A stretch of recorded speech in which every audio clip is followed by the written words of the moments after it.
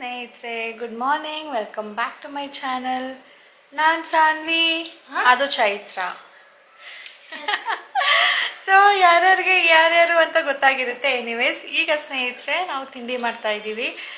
So ಇವತ್ತಿನ ತಿಂಡಿ special ಬಂದು ಮಾವಿನಕಾಯಿ ಚಿತ್ರಾನ್ನ. ನೆನ್ನೆ ಹಬ್ಬಕ್ಕೆ ಅಂತ ಮಾಡಿದ್ದು, ಮಧ್ಯಾಹ್ನಕ್ಕೆ ಮಾಡಿದ್ದಲ್ವಾ. ಆ್ಯಂಡ್ ನಾನು ಒಂದು ಹೋಲ್ ಮ್ಯಾಂಗೋದು ಮಾಡಿದ್ದೆ, ಹಾಗಾಗಿ ಮಿಕ್ಕಿದೆ ಇನ್ನು. ಸೊ ಇವತ್ತು ತಿಂಡಿಗೆ ಅದೇನೇ. ಓಕೆ ಸ್ನೇಹಿತರೆ, ಸಾನು ತುಂಬಾ ಇಷ್ಟ. ಸಾನುಗೆ ನನಗೂ ತುಂಬ ಇಷ್ಟ. ಮಾವಿನಕಾಯಿ ಸೀಸನ್ ಬಂದಾಗ ನಾನು ಮಾಡಲೇಬೇಕು. ಈಗ ಇಲ್ಲೇ ತೊಗೊಂಡು ಬಂದೆ. ಬರೀ ಒಂದಲ್ಲ, 1 kg ತಂದಿದ್ದೀನಿ. ಸ್ವಲ್ಪ ಗೊಜ್ಜು ಮಾಡಿ ಇಟ್ಬಿಡೋಣ ಅಂತ ಹೇಳಿಬಿಟ್ಟು ಉಪ್ಪಿನಕಾಯಿ ಹಾಕೋಣ ಅಂದ್ಕೊಂಡೆ. ತೋತಾಪುರಿ ಸಿಕ್ಕಿದೆ. ತೋತಾಪುರಿಲೇ ನಾನು ಗೊಜ್ಜು ಮಾಡಬೇಕಿತ್ತು. ಬೇರೆ ಹುಳಿ ಮಾವಿನಕಾಯಿ ಅದರ್ಧ ತಂದಿದ್ದೆ. ನೆನ್ನೆ ಅರ್ಜೆಂಟಲ್ಲಿ ತೋತಾಪುರಿ ತೊಗೊಳೋದ್ಬಿಟ್ಟು ಬೇರೆ ತೊಗೊಂಡ್ಬಿಟ್ಟೆ. ಈಗ ತೋತಾಪುರಿಯಲ್ಲಿ ಉಪ್ಪಿನಕಾಯಿ ಹಾಕ್ಲಾ ಬೇಡವಾ, ಚೆನ್ನಾಗಿರುತ್ತಾ ಇಲ್ವಾ ಅಂತ ಗೊತ್ತಾಗ್ತಾ ಇಲ್ಲ. ಎನಿವೇಸ್ ನೋಡೋಣ, ಇನ್ನೊಂದು 2 ದಿನ ಯೋಚನೆ ಮಾಡ್ತೀನಿ. ನೀವು ಹೇಳಿ, ತೋತಾಪುರಿ ಮಾವಿನಕಾಯಲ್ಲಿ ಹಾಕಿದ್ರೆ ಚೆನ್ನಾಗಿರುತ್ತಾ ಅಂತ ಹೇಳಿಬಿಟ್ಟು. ಈಗ ವ್ಲಾಗ್ ಸ್ಟಾರ್ಟ್ ಮಾಡ್ತಾ ಇದ್ದೀನಿ. ನಮ್ಮ ಇವತ್ತಿನ ದಿನ ಹೇಗಿರುತ್ತೆ ನೋಡೋಣ. ಇವತ್ತು ವರಸ್ತೊಡಕ್ ಅಂದರೆ ನಾನ್ ವೆಜ್ ಮಾಡೋ ದಿನ. ನೆನ್ನೆದೇ ಸ್ವಲ್ಪ ಮಿಕ್ಕಿದೆ, ಮಧ್ಯಾಹ್ನಕ್ಕೆ ಆ್ಯಕ್ಚುಲಿ ಅದೇ ಆಗುತ್ತೆ. ನೋಡೋಣ ರಾಜೇಶ್ ಏನು ಹೇಳ್ತಾರೆ ಅಂದ್ಬಿಟ್ಟು. ವರಸ್ತೊಡಕ್ ದಿನ ನಾನ್ ವೆಜ್ ಮಾಡದೇ ಇದ್ರೆ ಹೆಂಗೆ, ಅದು ಶಾಸ್ತ್ರ ಅದು ಅಂತ ಹೇಳೋದಕ್ಕೆ ಶುರು ಮಾಡ್ತಾರೆ. ಬೇಡ ಅಂತ ನಾನು ಏನಾದರೂ ಹೇಳಿದ್ರೆ. ಈಗ ಸಾನುದು ಮಾರ್ನಿಂಗ್ ರೂಟೀನ್ ನೋಡಿದ್ದೀರಾ.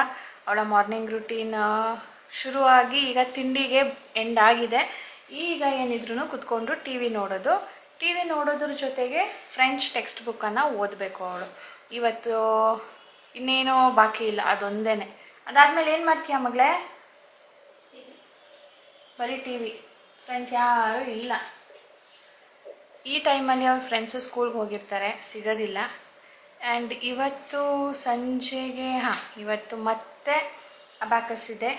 ಮತ್ತು ಇವತ್ತು ಸ್ಕೇಟ್ಸ್ ಕೂಡ ಶುರು ಆಗ್ತಾ ಇದೆ ಸಾನುಗೆ. ಅಲ್ಲಿ ಕೂಡ ಕರ್ಕೊಂಡು ಹೋಗಬೇಕು. ಅವತ್ತು ಗೇರ್ಸ್ ಎಲ್ಲ ತಂದ್ವಿ ಅಲ್ವಾ, ಅವಳಿಗೆ ಸ್ಕೇಟಿಂಗಿಗೆ ಏನೆಲ್ಲ ಬೇಕೋ ಅದನ್ನೆಲ್ಲ ತೊಗೊಂಡು ಬಂದಿದ್ದೀವಿ. ಸೊ ಬನ್ನಿ ನೋಡೋಣ ಹೇಗಿರುತ್ತೆ ಇವತ್ತು ಹೋಲ್ ಡೇ.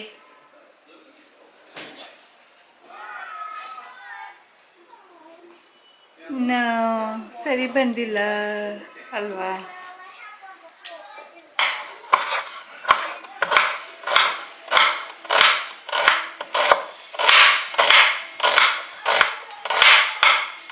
ಈಗ ನಾನ್ ವೆಜ್ ಅಡುಗೆ ಶುರು ಮಾಡಿದ್ದೀನಿ ಸ್ನೇಹಿತರೆ. 2 ಡಿಶ್ ಮಾಡೋಣ ಅಂತ ಇದ್ದೀನಿ. ಒಂದು ಡ್ರೈ, ಒಂದು ಗೊಜ್ಜು. ಸೊ ಡ್ರೈ ಮಾಡೋದಕ್ಕೆ ಈರುಳ್ಳಿ ಕಟ್ ಮಾಡ್ಕೊಳ್ತಾ ಇದ್ದೀನಿ. ಗೊಜ್ಜಿಗೂ ಕೂಡ ಸ್ಲೈಸಸ್ ಅಲ್ಲ, ಮಿನ್ಸ್ ಕಟ್ಟಬೇಕು. ಅಂದರೆ ಸಣ್ಣದಾಗಿ ಹೆಚ್ಕೊಳ್ಬೇಕು. ಇದು ಉದ್ದುದ ಹೆಚ್ಕೊಂಡಿದ್ದೀನಿ. ಯಾವಾಗಲೂ ನಮ್ಮ ಮನೇಲಿ ಎಲ್ಲೋ ಚಿಕನ್ ಅಂತ ತಿಂತೀವಿ. ಅಂದರೆ ಚಿಕನ್ಗೆ ಒಗ್ಗರಣೆ ಕೊಟ್ಟಿರ್ತೀವಲ್ವಾ, ಸ್ವಲ್ಪ ಅರಿಶಿನದ ಪುಡಿ ಹಾಕಿ, ಉಪ್ಪು ಹಾಕಿ, ಅದು ಚೆನ್ನಾಗಿರುತ್ತೆ ಒಂಥರ ಟೇಸ್ಟಿಯಾಗಿ. ಸೊ ಗೊಜ್ಜು ಮಾಡೋ ಮುಂಚೆ ಅದನ್ನು ತೆಗೆದಿಟ್ಕೊಂಡು as a dry or as a starter ನಾವು ತಿಂತೀವಿ.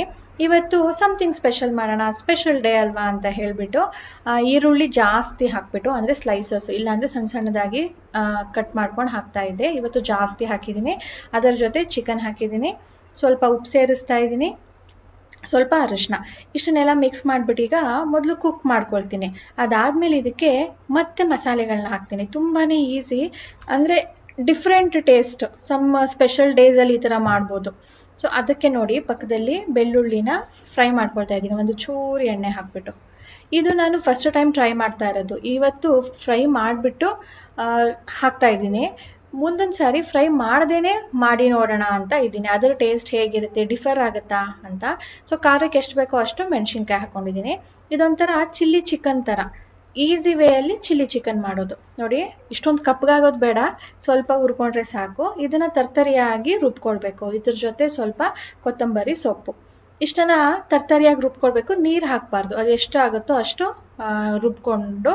ಇದು ನೀರು ಬಿಟ್ಟು ಡ್ರೈ ಆಗಿದೆ ನೋಡಿ, ಸ್ವಲ್ಪ ನೀರಿತ್ತು, ಅದಕ್ಕೆ ಅದನ್ನು ಡ್ರೈ ಮಾಡ್ಕೊಳ್ತಾ ಇದ್ದೀನಿ ಸಣ್ಣ ಉರಿ ಮಾಡಿಬಿಟ್ಟು. ಪಕ್ಕದಲ್ಲಿ ಗೊಜ್ಜು ಮಾಡೋದಕ್ಕೆ ಶುರು ಮಾಡಿದ್ದೀನಿ. ಅದಕ್ಕೆ ಸಣ್ಣದಾಗಿ ಹೆಚ್ಕೊಂಡಿರೋ ಈರುಳ್ಳಿನ ಎಣ್ಣೆಯಲ್ಲಿ ಫ್ರೈ ಮಾಡ್ಕೊಳ್ಬೇಕು. ಇದು ನೀರು ಫುಲ್ ಡ್ರೈ ಆಗಿದೆ. ಈಗ ಇದಕ್ಕೆ ಏನು ನಾವು ರುಬ್ಕೊಂಡಿದ್ವೋ ಅದನ್ನು ಸೇರಿಸ್ಬಿಟ್ಟು ಚೆನ್ನಾಗಿ ಮಿಕ್ಸ್ ಮಾಡ್ತಾ ಇದ್ದೀನಿ. ಇದಕ್ಕಿನ್ನೇನು ಹಾಕೋ ಹಾಗಿಲ್ಲ. Chilli chicken very easy and something different. Normal ಆಗಿ ನಾವು ಏನು ಎಲ್ಲೋ ಚಿಕನ್ ಅಂತ ತಿಂತೀವೋ ಅದ್ರ ಬದಲು ಈ ಥರ ಮಾಡಿಕೊಂಡಾಗ ಸಮಥಿಂಗ್ ಸ್ಪೆಷಲ್ ಅಂತ ಅನಿಸುತ್ತೆ. ಆ ಮಸಾಲೆ ಎಲ್ಲ ಚಿಕನ್ ಹೀರ್ಕೊಳ್ಬೇಕಲ್ವಾ, ಅದಕ್ಕೆ ಒಂದು 2 ಸ್ಪೂನಷ್ಟು ನೀರು ಹಾಕ್ಬಿಟ್ಟು ಸಣ್ಣ ಉರಿ ಮಾಡಿ ಬಿಡ್ತೀನಿ. ಸೊ ಅದು ಸ್ಟೀಮ್ ಬರುತ್ತೆ ಆ್ಯಂಡ್ ಅದ್ರ ಮಸಾಲೆ ಎಲ್ಲ ಚಿಕನ್ ಹೀರ್ಕೊಳ್ಳುತ್ತೆ. ನೀರು ಎಲ್ಲ ಕಡಿಮೆ ಆದಮೇಲೆ ಅದನ್ನು ಆಫ್ ಮಾಡ್ಕೊಳ್ಬೇಕು. Chilli chicken starters ready. ಇದು ಹೇಗೆ ಗೊತ್ತಾಗುತ್ತೆ ರೆಡಿ ಆಗಿದೆ ಅಂದರೆ, ನೀರು ಇರಬಾರ್ದು, ಸ್ವಲ್ಪನೂ ಎಣ್ಣೆ ಕಾಣಬೇಕು, ಅವಾಗ ಮಾತ್ರನೇ ಅದು ರೆಡಿ ಆಗಿದೆ ಅಂತ. ಈಗ ಗ್ರೇವಿ ಮಾಡೋಣ. ಇದಕ್ಕೆ ಈರುಳ್ಳಿ ಗೋಲ್ಡನ್ ಫ್ರೈ ಮಾಡ್ಕೊಳ್ಬೇಕು. ಅದ್ರ ಜೊತೆ ಸ್ವಲ್ಪ ಗ್ರೀನ್ ಚಿಲ್ಲೀಸ್ನ ಕಟ್ ಮಾಡಿ ಹಾಕೊಂಡಿದ್ದೀನಿ. ಅದು ನಿಮಗೆ ಇಷ್ಟ ಇಲ್ಲ, ಅದು ಬೇಡ ಅನ್ನೋ ಹಾಗಿದ್ರೆ ನೀವು ಸ್ಕಿಪ್ ಕೂಡ ಮಾಡ್ಬೋದು. ಸ್ವಲ್ಪ ಜಿಂಜರ್ ಗಾರ್ಲಿಕ್ ಪೇಸ್ಟನ್ನು ಹಾಕೊಳ್ತಾ ಇದ್ದೀನಿ. ಇದು ನೀವು ಎಷ್ಟು ಗೊಜ್ಜು ಜಾಸ್ತಿ ಮಾಡ್ತೀರೋ ಅದಕ್ಕೆ ತಕ್ಕಂತೆ ಇದನ್ನು ಹಾಕ್ಕೊಳ್ಬೇಕು. ಇದನ್ನು ನಾನು ಎರಡೂ ಮಿಕ್ಸಿ ಮಾಡಿ ಇಟ್ಕೊಂಡಿದ್ದೆ, ಮನೆಯಲ್ಲೇ ಮಾಡಿರೋ ಅಂಥ ಪೇಸ್ಟ್ ಇದು. ಒಂದು 10-20 ಸೆಕೆಂಡ್ ಇದನ್ನು ಎಣ್ಣೆಯಲ್ಲೇ ಆಗಿ ಸಾಟೆ ಮಾಡ್ಕೊಳ್ಬೇಕು. ಆಮೇಲೆ ಇದಕ್ಕೆ ಅರಿಶಿಣದ ಪುಡಿ, ಧನಿಯಾ ಪುಡಿ, ಚಿಲ್ಲಿ ಪೌಡರ್ ಅಂದರೆ ಖಾರಕ್ಕೆ ಎಷ್ಟು ಬೇಕೋ ಅಷ್ಟು ಪುಡಿನ ಹಾಕ್ಕೊಂಡು ಇದನ್ನು ಕೂಡ ಎಣ್ಣೆಯಲ್ಲೇ ಸಾಟೆ ಮಾಡ್ಕೊಳ್ಬೇಕು. ಇವತ್ತು ನಾನು ಮಾಡ್ತಾ ಇರೋದು ರೆಸ್ಟೋರೆಂಟ್ ಸ್ಟೈಲ್ ಚಿಕನ್ ಮಸಾಲ. ತುಂಬ ಈಸಿ. ನಾರ್ಮಲ್ ಆಗಿ ನಾವು ಏನು ಮಾಡ್ತೀವೋ ಮನೆಯಲ್ಲಿ ಅದಕ್ಕಿಂತ ಡಿಫ್ರೆಂಟ್ ಟೇಸ್ಟ್ ಕೊಡುತ್ತೆ. ಟೆಕ್ಸ್ಚರ್ ನೋಡೋದಕ್ಕೆ ಎಲ್ಲನೂ ಚೆನ್ನಾಗಿರುತ್ತೆ. ಒಂದ್ಸಾರಿ ಮಾಡಿ ಈಸಿಯಾಗಿ ಮಾಡ್ಬೋದು. ಈಗ ನಾನು ಇದಕ್ಕೆ ಇನ್ನೂ ಮಸಾಲೆ ಪ್ರಿಪೇರ್ ಮಾಡ್ಕೊಂಡಿಲ್ಲ. ಇದು ಸ್ವಲ್ಪ ಗರಂ ಮಸಾಲ ಹಾಕ್ತಾ ಇದ್ದೀನಿ. ನಾನು ಇಲ್ಲಿ ಒಂದೊಂದೇ ಸ್ಟೆಪ್ ಕುಕ್ ಮಾಡ್ತಾನೆ ರೆಡಿ ಮಾಡ್ಕೊಳ್ತಾ ಇದ್ದೀನಿ. ಇದು ಕಸೂರಿ ಮೇಥಿ ಒಂದು ಸ್ವಲ್ಪ ಸೇರಿಸಿದ್ದೀನಿ. ಎಲ್ಲ ಮಿಕ್ಸ್ ಮಾಡಿ ಚಿಕನ್ ಸೇರಿಸಿದ್ದೀನಿ. ಸೊ ಈ ಚಿಕನ್ ಈಗ ನೀರು ಬಿಟ್ಕೊಳ್ಳುತ್ತೆ, ಅದರಲ್ಲೇ ಕುಕ್ ಆಗುತ್ತೆ. ಉಪ್ಪು ಎಷ್ಟು ಬೇಕೋ ಅಷ್ಟು ಹಾಕ್ಬಿಟ್ಟು ಮಿಕ್ಸ್ ಮಾಡಿಬಿಟ್ಟು ಇದು ನೀರೆಲ್ಲ ಕಡಿಮೆ ಆಗೋ ತನಕ, ಚಿಕನ್ ಬೇಯೋ ತನಕ ಇದನ್ನು ಬೇಯಿಸ್ಕೊಳ್ಬೇಕು. ಈಗ ಮಸಾಲೆನ ರೆಡಿ ಮಾಡ್ಕೊಳ್ತೀನಿ. ನೋಡಿ, ಚಿಕನ್ ಆಗ್ತಾ ಇದ್ದಂಗೆ ಪಕ್ಕನೇ ಮಾಡ್ಕೊಳ್ತಾ ಇದ್ದೀನಿ. ಇದಕ್ಕೆ ಬ್ಯಾಡಗಿ ಮೆಣಸಿನ್ಕಾಯಿ ಕಲರ್ಗೋಸ್ಕರ ಅದನ್ನು ಫ್ರೈ ಮಾಡ್ಕೊಳ್ತಾ ಇದ್ದೀನಿ. ಅದೇ ಸಾಟೆ ಮಾಡ್ಕೊಂಡು ಸ್ವಲ್ಪ ಎಣ್ಣೆ ಹಾಕ್ಬಿಟ್ಟು ಅದಕ್ಕೆ ಒಂದು 10 ಗೋಡಂಬಿನ ಹಾಕಿ ಅದನ್ನು ಕೂಡ ಸ್ವಲ್ಪ ಬ್ರೌನಿಶ್ ಆಗೋ ತನಕ ಹೀಗೇನೆ ಈ ಸ್ವಲ್ಪ ಎಣ್ಣೆಲೆ ಫ್ರೈ ಮಾಡ್ಕೊಳ್ತೀನಿ.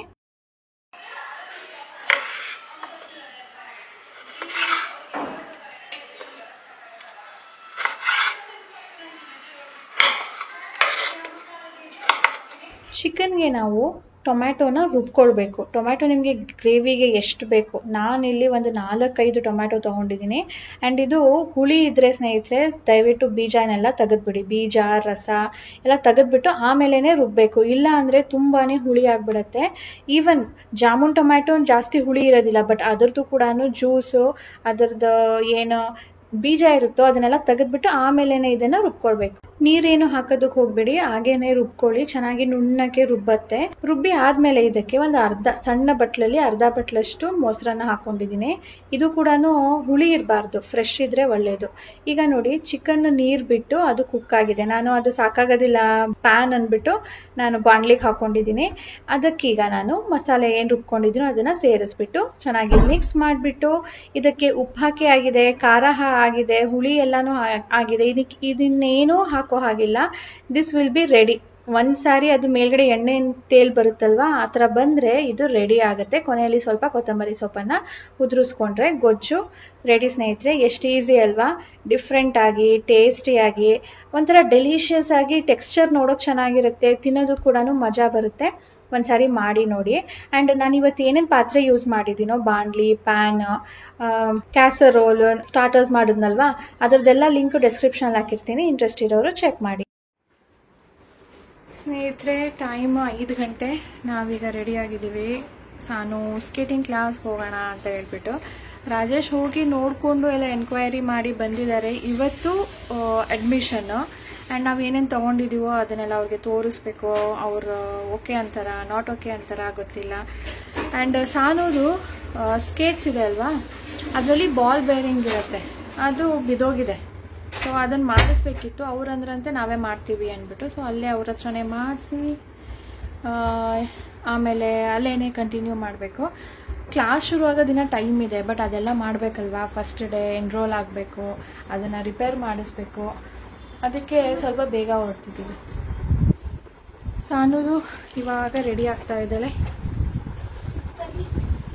ಪ್ಯಾಂಟ್ ಹಾಕೋ. ಸೊ ಫಸ್ಟ್ ಡೇ, ನಾನು ಇಷ್ಟು ದಿನ ಹೋಗಿರ್ಲಿಲ್ವಲ್ಲ, ಹೋಗೋಣ ಅಂತ ನಾನು ರೆಡಿ ಆಗಿದ್ದೀನಿ. ಸಾನು ಗೆಟಿಂಗ್ ರೆಡಿ.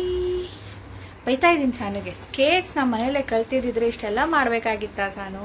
ಈ ಕ್ಲಾಸ್ ಇರೋದು ದೂರ, ಬ್ಯಾಡ್ಮಿಂಟನ್ ಹತ್ರ, ಅದಕ್ಕೆ ಅಷ್ಟು ದೂರ ಹೋಗ್ಬೇಕಾ ಅಂತ ಹೇಳಿ ನಾವು ದಿನ ಕರ್ಕೊಂಡು ಹೋಗೋದು ಬರೋದು, ನಮಗೂ ಕಷ್ಟ ಆಗುತ್ತಪ್ಪ. ಮನೇಲೆ ಕಲ್ತಿದ್ರೆ ಆಗ್ತಿರ್ಲಿಲ್ವಾ? ಸುಬ್ಬಕ್ಕ ಬೈಸ್ಕೊತಾ ಇದ್ದಾಳೆ ನನ್ನ ಹತ್ರ, ಮೊನ್ನೆಯಿಂದನೂ ಬೈಸ್ಕೊತಾಳೆ. ಓಕೆ ಬನ್ನಿ ಸ್ನೇಹಿತರೆ, ಹೋಗಿ ಬರೋಣ. ಕ್ಲಾಸ್ ಹೇಗಿದೆ ನೋಡೋಣ. ಫೀಸ್ ಏನು? ಆ್ಯಕ್ಚುಲಿ 2 ಕಡೆ ಇನ್ಕ್ವೈರ್ ಮಾಡಿರೋದು, ಒಂದೊಂದು ಕಡೆ ಒಂದೊಂದು ಹೇಳಿದ್ದಾರೆ. ಇಲ್ಲಿ ಎಷ್ಟು ನೋಡಿ ತಿಳಿಸ್ತೀನಿ. ಸನ್ ಈಸ್ ರೆಡಿ ಟು ಗೋ. ಅದು ಗಾರ್ಡ್ ಫುಲ್ ಸೆಟ್ಟು, ಹೊಸ ಸ್ಕರ್ಟು, ಶೂಸು, ಸ್ಕೇಟ್ಸು ಎಲ್ಲ ಬ್ಯಾಗಲ್ಲಿ. ಪಿಂಕಿ ಪಾಂಕಿ ಪಾಂಕಿ ಫಾದರ್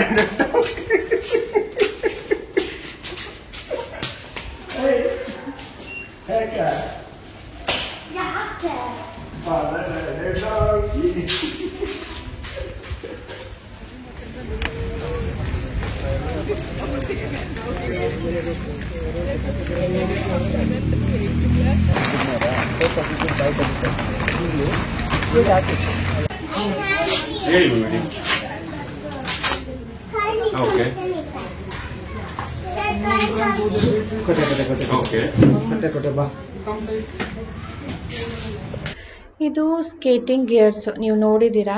ಡೆಕೆತ್ಲಾನ್ಗೆ ಹೋಗಿದ್ವಿ ಇದನ್ನ ತಗೊಂಡ್ ಬರೋದಕ್ಕೆ ಅಂದ್ಬಿಟ್ಟು. ಇದರಲ್ಲಿ ಸೈಜ್ಗಳು ಬರುತ್ತೆ, extra small, small, extra small, ಆ ಥರ. ಕಿಡ್ಸ್ಗೆ ಇದು 3 ಅಥವಾ 4 ಸೈಜ್ ಅಷ್ಟೇ ಬರೋದು. ಮ್ಯಾಕ್ಸಿಮಮ್ ಸೈಜ್ ಸ್ಮಾಲ್ ಅಂತ ಸಿಗತ್ತಂತೆ. ಇದು ಸಾನುಗಿಗೆ ಕರೆಕ್ಟ್ ಇದೆ, ಬಟ್ ಅಲ್ಲಿ ಹಾಕಿ ನೋಡಬೇಕಿತ್ತು ನಾವು. ಸೈಜ್ ನೋಡಿದಾಗ ಗೊತ್ತಾಗೋದಿಲ್ಲ, ಅದಕ್ಕೆ ಅವ್ರಿಗೆ ಹೇಳ್ಬಿಟ್ಟು ಬಂದಿದ್ವಿ ಡೆಕೆತ್ಲಾನಲ್ಲಿ, ಇದನ್ನೇನಾದರೂ ವಾಪಸ್ ಮಾಡ್ಬೋದಾ ಆಗಲಿಲ್ಲ ಅಂದರೆ ಅಂದಾಗ. ಹೌದು, ಇದರಲ್ಲಿ ಟ್ಯಾಗ್ ಇರುತ್ತೆ, ಟ್ಯಾಗ್, ಅದನ್ನು ಕಟ್ ಮಾಡಬೇಡಿ, ಹಾಗೆ ತೊಗೊಂಡು ಬನ್ನಿ, ಎಕ್ಸ್ಚೇಂಜ್ ಮಾಡಿ ಕೊಡ್ತೀವಿ. ಎಕ್ಸ್ಚೇಂಜ್ ಮಾಡಿ ದೊಡ್ಡವ್ರದ್ದು ಸ್ಮಾಲ್ ಸೈಜ್ ತೊಗೊಳ್ಬೇಕಿತ್ತು. ಅದಕ್ಕೆ ಈ ಟ್ರೈನರ್ಗೆ ಕೇಳೋಣ, ಅವ್ರಿಗೆ ಗೊತ್ತಿರತ್ತೆ ಅಂದ್ಬಿಟ್ಟು ನಾವು ಏನು ಹಾಕೂ ಇರಲಿಲ್ಲ ಆ್ಯಂಡ್ ಕಟೇನು ಮಾಡಿರಲಿಲ್ಲ, ತೊಗೊಂಡು ಬಂದ್ವಿ ಇಲ್ಲಿಗೆ. ಅವ್ರಿಗೆ ಕೇಳೋಣ ಅಂತ ಅವ್ರಂದ್ರು, ಸರ್ ಇದು ಕರೆಕ್ಟ್ ಸೈಜ್ ಇದೆ, ಇದಕ್ಕಿಂತ ದೊಡ್ಡ ತೊಗೊಂಡ್ರೆ ಲೂಸ್ ಆಗುತ್ತೆ, ಇದು ಸಾಕು ಅಂದರು. ಸೊ ಹಾಗಾಗಿ ಅದನ್ನು ಕಂಟಿನ್ಯೂ ಮಾಡ್ತಾ ಇದ್ದೀವಿ, ಅದನ್ನು ವಾಪಸ್ ಮಾಡೋದಕ್ಕೆ ಹೋಗ್ತಾ ಇಲ್ಲ. ನೆಕ್ಸ್ಟ್ ನಮ್ಮ ಹತ್ರ ಸ್ಕೇಟ್ಸ್ ಇತ್ತು, ಈಗ ಅವ್ರು ಇಟ್ಕೊಂಡಿದ್ದಾರೆ ನೋಡಿ, ರೆಡ್ ಕಲರ್ 4 ವೀಲ್ಸ್ ಇರೋದು.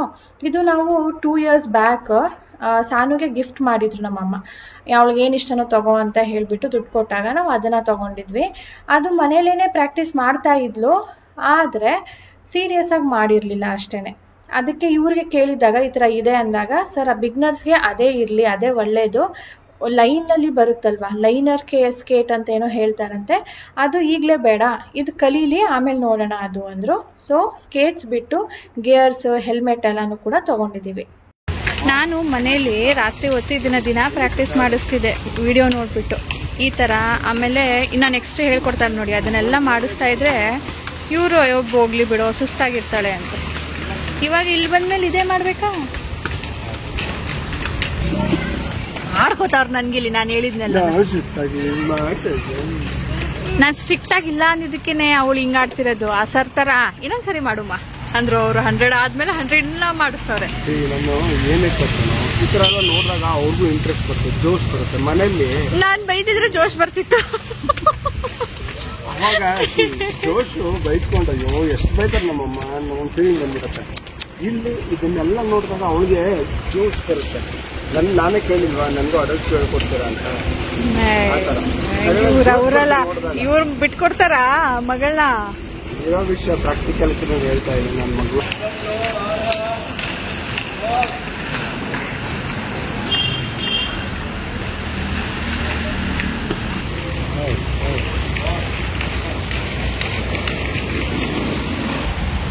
ಸಾನು ಈ ತರಾನು ಮಾಡಿಸ್ತಾ ಇದ್ದೆ, ಅಮ್ಮ ಸೊಂಟಾನು ಅಂತಿದ್ಲು, ಈಗ ಇಲ್ಲೂ ಮಾಡಿಸ್ತಾರೆ. ಫಸ್ಟ್ ಡೇ ಅವ್ರಿಗೆ ವೀಲ್ಸ್ ಎಲ್ಲಾನು ಟೈಟ್ ಮಾಡಿರ್ತಾರೆ, ಜಾಸ್ತಿ ಮೂವ್ ಆಗಬಾರ್ದು. ಅವರು ಅದರಲ್ಲಿ ಕಂಫರ್ಟೇಬಲ್ ಆಗಬೇಕು, ನಡೆಯೋದಕ್ಕೆ ಕಂಫರ್ಟೇಬಲ್ ಆಗಬೇಕು. ಅದಕ್ಕೆ ಒಂಚೂರೆಲ್ಲೋ ಲೂಸ್ ಮಾಡಿರ್ತಾರೆ, 1 ಅಥವಾ 2 ಚಕ್ರ ಅಷ್ಟೇ. ಅದರಲ್ಲಿ ಅವರು ನಡೆದಾಡಬೇಕು, ಬಕ್ಕೊಂಡು ಎಕ್ಸಸೈಸ್ ಮಾಡಬೇಕು, ಎತ್ತು ಹಾಕಬೇಕು ಕಾಲು, ಆ ಥರ ಎಲ್ಲ ಪ್ರಾಕ್ಟೀಸ್ ಕೊಡ್ತಾ ಇದ್ದಾರೆ. ನಾನು ಗೇರ್ಸ್ ಎಲ್ಲ ಇಂಪಾರ್ಟೆಂಟಾ, ನನ್ನ ಮಗಳು ಬೀಳೋದಿಲ್ಲ ಬಿಡಿ, ಅವಳು ತುಂಬಾ ಕೇರ್ಫುಲ್ಲಾಗಿ ಆಡ್ತಾಳೆ ಅಂದೆ.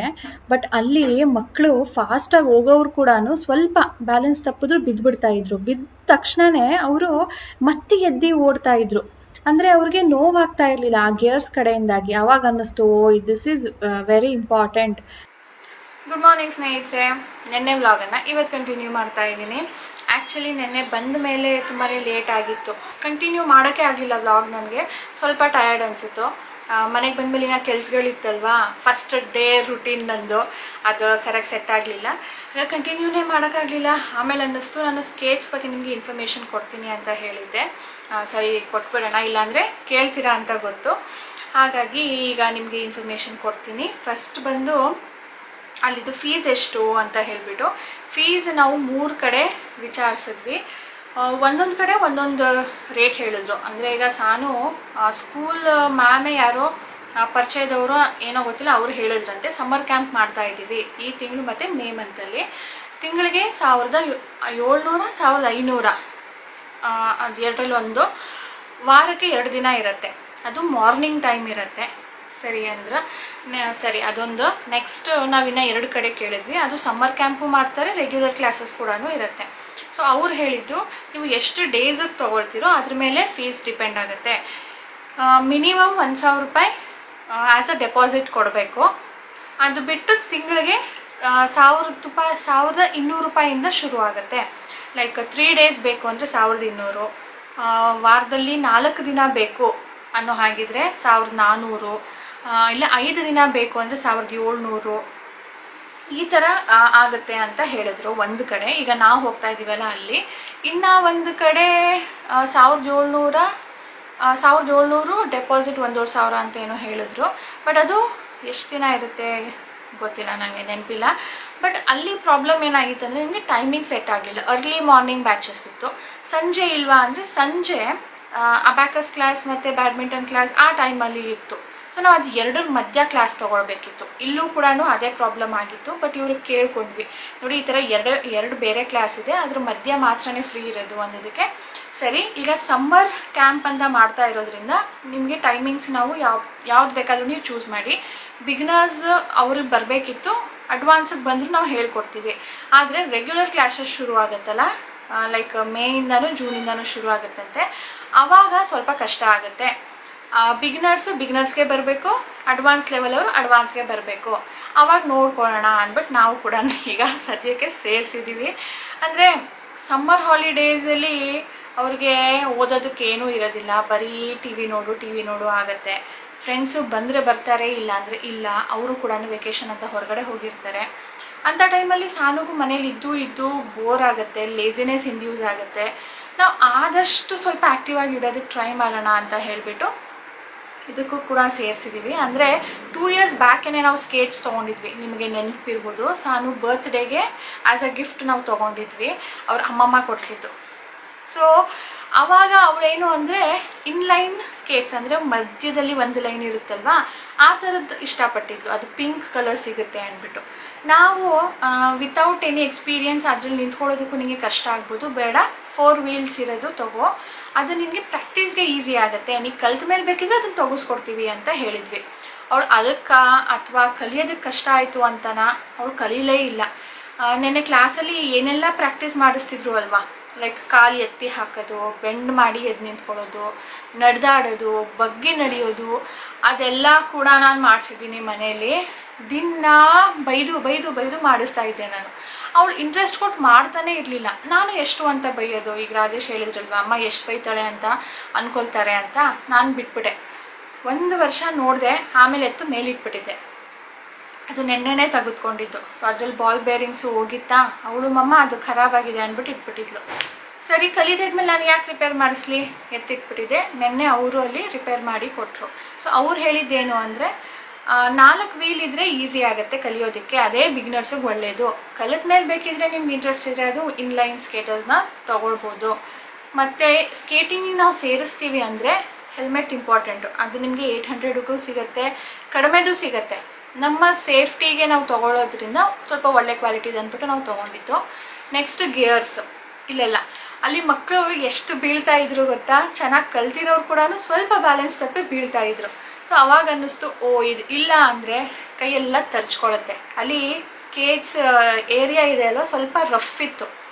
ಹಾಗಾಗಿ ಗೇರ್ಸ್ ಇರಲೇಬೇಕು ಕಾಲುಗಳಿಗೆ, ಇಲ್ಲಿಗೆ, ಎಲ್ಬೋಸ್ಗೆ ಆ್ಯಂಡ್ ಕೈಗೆ. ಹಿಂಗೆ ಕೈ ಕೊಡ್ತಾರಲ್ವಾ, ತರ್ಚ್ಕೊಳತ್ತೆ. So it's a must. ಇದು ನಮಗೆ 1200 ರೂಪಾಯಿ ಬಿತ್ತು. ಹೆಲ್ಮೆಟು 1500 ಆಯಿತು. ಅದಕ್ಕಿಂತ ಕಡಿಮೆದು ಕೂಡ ಸಿಗುತ್ತೆ. ಕ್ವಾಲಿಟಿ ವೈಸ್ ನಾವು ಚೆನ್ನಾಗಿರಲಿ ಅಂತ ತೊಗೊಂಡ್ವಿ. ಆ್ಯಂಡ್ ಸ್ಕೇಟ್ಸ್ ನಮಗೆ 1000 ರೂಪಾಯಿ, 1300 ರೂಪಾಯಿ ಆ ಥರನೂ ಸಿಗುತ್ತೆ ಬಿಗಿನರ್ಸ್ಗೆ. ಸೊ ಇಷ್ಟ ಆಗಿತ್ತು ನೋಡಿ ಸ್ನೇಹಿತರೆ, ಗೇರ್ಸ್ಗೆಲ್ಲನೂ.